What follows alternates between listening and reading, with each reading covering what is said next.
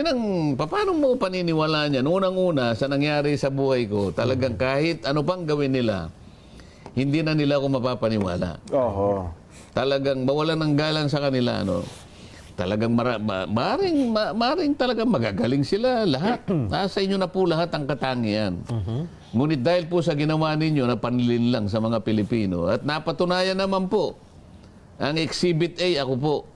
Opo. O ngayon, kung ako po ay magsasabi rito na kahit ako po ay tawasin ninyo, hindi na talaga ako maniniwala sa inyo. Ganun ho ba? Pasensyahan na po tayo. Meron pa tayong paksa na inihanda, Nelson eh. Nung isang araw kasi natalakay natin, ang sabi ng iba, Jen, pwede ba pag dumating si Sandante, kunin namin ang kanyang reaksyon? Ano kanyang masasabi ukol doon sa survey ng Okta Research na walang kadala-dala, nag-survey na naman at sinasabi, April 20 to 24 to, ha? isinagawa. Oo, ibig sabihin ay halos isang buwan bago mag-eleksyon. Pero inilabas nila ang resulta. Ngayon lang. Ayun. Isang araw lang. Yung tatalakayin pa natin yan, napakatagal na pala niyan. Opo, pero Wala na sa panahon niya, baka mamaya ma-mislead pa natin ang mga tao. Mukhang inilabas po ito May type dahil ito? mayroong pinag-aaralan ng Malacanang na kailangan ba natin bumalik sa ICC? Oho. Tapos inilabas ito. Oho. Sa Na mga para tweet, bagang kinukondisyon tayo, Sen.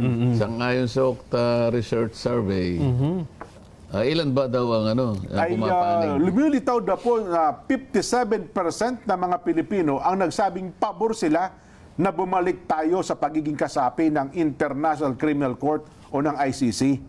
Ayan po, 37% ang ayaw. Tutol. Opo, at yung 6% naman ay wala pong masabi. No comment po sila. Ayan, Naniniwala pa ba kayo sa survey? Ayun ang sinabi namin nung tinilakay namin ito. Oho. Kasi bago nga ito mag-election at sa panahon na yan, nag-survey din sila tungkol sa mga mananalo. Di ba? At yung mananalo ay mali din Oho. Di ba? Kaya sabi natin. Ang huling survey niya, number 32 ako. Ayun nga ho. Paano kung paniniwalaan ngayon niya na, hindi, mawalang galang na sa kanila, Jen, Opo. Kung sa election hindi sila tumama, na kung tutuusin mo, sana ay mas malaki sana yung bahagda na maaaring tumama sila doon sapagkat maraming nagsasurvey. Diba? Maaaring magtulong-tulong na sila doon Pero sa ngayon, wala namang motivation sa tao para ipaliwanag niya yung ICC. Totoo yung acronym na ICC, sa tingin ko baka kalahati o higit sa kalahati, hindi alam pa ng ating mga kababayan. Pero alam niyo ba? Yun ang problema. Alam niyo ba, Sen, na doon sa kanilang awareness daw po ay 87% Ang alam. na mga Pilipino ang may kabatiran tungkol sa ICC. Sa survey din na yun. Sa survey niyon. Pero nung ginawa pala yung survey, may paliwanag, Nelson. Ang problema, Oo. Sen, nung ginawa yung survey, ano ba, si Jen yung isa-survey ko? Oo. Jen, sa survey tayo, ha? Oo. Ito ay tungkol sa ICC. Oho. Ano ba ng ICC? Ay, ano yan? Naglilitis na mga lumalabag sa katarungan. Pinaparusahan yan yung mga lumalabag sa karapatan ng mga tao. Oho. At yan ay talagang isinusulong ang pangkalahatang katarungan at karapatan. Ayun. Oo. Kaya mga tweet, ibinida muna pala. Opo. At saka ngayon tinanong. Tapos tinanong, may kaalaman ka ba?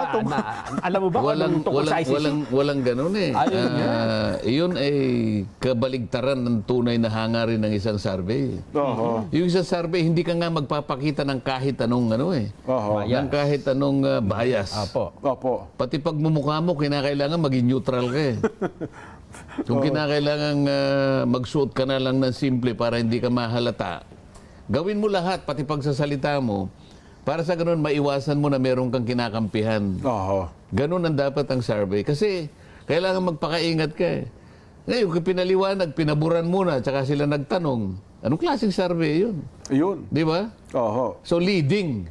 Yes po. O di sana, nung election, ganitong ginawa nila. Bago sila nag-survey, mga kababayan, si Kong Marcoleta po, ibababa niya talagang kuryente. Yan sana, ganun sana.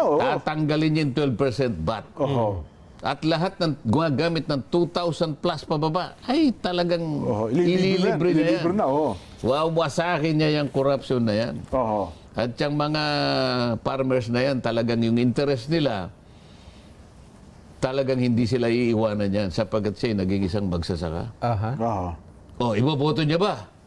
O, siguro, palagay ko baka number 1 ako Yun Di ba? nga, oo. Oo nga, ang problema, wala ata kayo sa pinagpilian eh. Ayun nga. Sa mga unang survey. 32 nga. Oo. Naka. Yun ang, paano mo paniniwalaan yan? Unang-una, sa nangyari sa buhay ko, talagang kahit ano pang gawin nila, hindi na nila ako mapapaniwala. Oo. Talagang mawalan ng galang sa kanila, no? Talagang maring talagang magagaling sila lahat. Nasa inyo na po lahat ang katangian. Ngunit dahil po sa ginawa ninyo na panlilin lang sa mga Pilipino at napatunayan naman po ang Exhibit A, ako po. Opo. O ngayon, kung ako po ay magsasabi rito na kahit ako po ay tawasin ninyo, hindi na talaga ako maniniwala sa inyo. Ganun ho ba? Pasensyahan na po tayo. At kung kayo'y makakabawi sa mga susunod na panahon, Diyos na lamang po nakakaalam. Pero para mahirapan sen kasi nung isang araw, tinanong namin sa ating palatuntunan sa ganang mamamayan yan. Oo. Bahagi po ng ating Vox Populi. 0%. Oo. Tama ba, Nelson? Yung naniniwala. Hindi ako nagtataka. Oh, 0 po ang nagsabing Naniniwala. gusto nating bumabalik. Yan ang Babalik sinasabi tayo. ko sapagkat nawalan na rin sila ng tiwala eh. Oo. Di ba? Yes. At lalo na, huli-huli, matagal na palang survey yan. Ipipilit na ngayon na ilabas ngayon sapagkat gusto lang nilang apuyuhin, halimbawa, yung naisin ng kung sino man na bumalik tayo sa ICC. Halatang halata na naman eh. Nako. Hindi ganun eh. Ay, nako. Anyway, Sen. Hindi, yan siguro, yan na lang natin. Rekomenda natin sa Okta. Opo. Kung po pwede po naman, hindi pa naman po huli ang lahat, may magagawa po kayo para i-reforma nyo yung sarili nyo. Pero mag-survey na lamang po kayo, halimbawa, ganito. Ano po yung pinakamasarap na bagoong?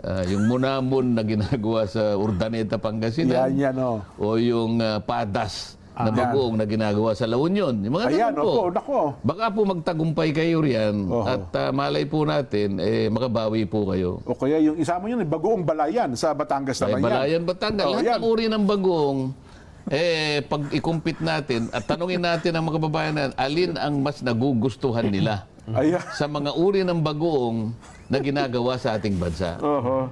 At iba't ibang klase pa ng pagkain. Nagsimula lang ako sa bagoong Opo. sapagkat alam nyo naman na malapit sa puso ko yung bagoong. Ay, opo naman. Totoo naman. Nakakapit na sa mahirap kasi yung bagoong dyan eh. Baka makatulong pa yan para lalo mapaganda ang industriya ng pagbabagoong sa Pilipinas. Di ba? Oo. Oh. Para sa ganun, yung magbabagoong, yun ang palang napatunayan. Opo. Halimbawa, yung balayan sa Batangas talaga, ang kinatigan. Opo. O baka bagay isang na lang, bagoong na lang tayo, balayan na lang. O kaya munamon. Kaya doon po kayo magiging matagumpay. Opo. At sa palagay ko, kung hindi nyo hahaluan po ng bias na kagaya ng ginagawa nyo ngayon, baka po makarecover po kayo. Aha. Yan.